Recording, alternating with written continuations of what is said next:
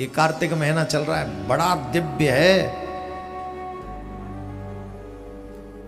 बड़ा ही दिव्य और श्री कृष्ण को प्रिय लगने वाला महीना है ये कार्तिक का महीना। इसलिए आप लोग समझ नहीं पा रहे हैं, शायद छत्तीसगढ़ में इसका क्या महत्व है मुझे नहीं पता, पर हमारे वृंदावन में तो कार्तिक महीने का बड़ा महत्व, बहुत ज्यादा। कहते हैं कार्तिक महीने में अगर कोई पूरे महीने भर नियम से विधान से इस व्रत को करे, साधना करे, कृष्ण की उपासना करे, तो जो वो चाहते हैं उन्हें वो प्राप्त हो जाता है, जो चाहते हैं वो प्राप्त हो जाता है। स्नान होता है 3:30 से 4 बजे के बीच में, यह है कार्तिक का स्नान।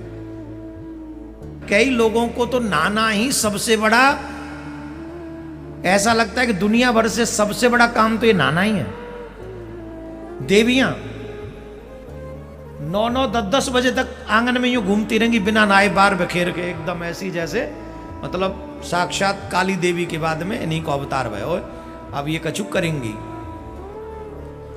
जितनी देर आप स्नान में विलंब करते हो उतनी देर आप अशुद्ध अवस्था में रहते हो, और अशुद्ध अवस्था में बनाई हुई चाय, अशुद्ध अवस्था में बनाया हुआ भोजन जो भी ग्रहण करेगा उसकी बुद्धि नष्ट होगी, भ्रष्ट होगी, कोई रोक नहीं सकता। सोया हुआ व्यक्ति, हमारे यहाँ ये नियम है कि सो तो स्नान करो, है कि नहीं? क्यों? बोले सोया हुआ व्यक्ति मुर्दे के समान है और मुर्दे को छूने से पाप लगता है, अशुद्धि होती है, इसलिए पहले स्नान करो। हम लोग मुर्दे को भी कांदा देते हैं तो उसके बाद स्नान करते हैं। तो हर दिन हम मरते हैं, मतलब सोते हैं, और सोते हैं तो उससे सबसे पहला काम स्नान है, तब शुद्ध हो गए। और बिना शुद्ध हुए ही अपने आंखों में भी लटक रही है, मुंह से भी लटक रही है, पता नहीं अजीब अजीब हालत हो रही है। सीधे घुस गए रसोई में, चाय का वो कप धर दो ऊपर छाती पे, चूल्हे की छाती पे चाय धर दी, वो कांदान पानदान जो होता है वो धर दिया, गिलास पटक दिया पानी का, उसमें चीनी शक्कर सब मिला दी, अदरक कूट के, आंख खुल रही ना, अदरक कूट रो है, कुट गो अदरक, ये अदरक ना कुट रो, ये तुम्हारा भाग्य कुट रो है, जई में अदरक में कूटे जा कूटे जा कूटे जा, ले ले और कूट दे, कुट गो भाग्य कुट गो, और चाय में मिलके गरम है गो भाग्य।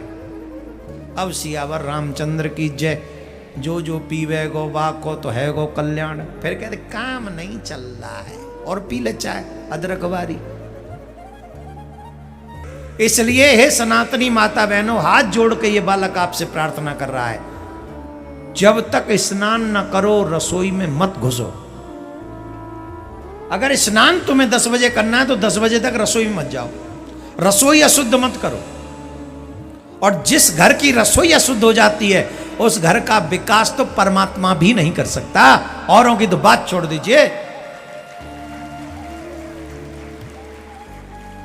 टेंशन रहेगी, बच्चों में आपस में जरे बनी रहेगी, पति की बुद्धि भ्रष्ट रहेगी, वो घर में देवी खूब मलूक हो, फिर भी बाहर जो है लगाई, मतलब क्या बोलूं मैं, कुछ कह नहीं सकता। अब आप खुद ही समझ लो, अब तुम देख लो कि चाय कैसी बनानी है।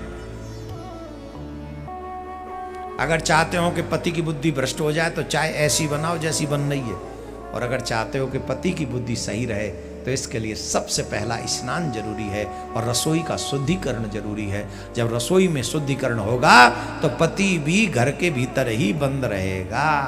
राधे राधे।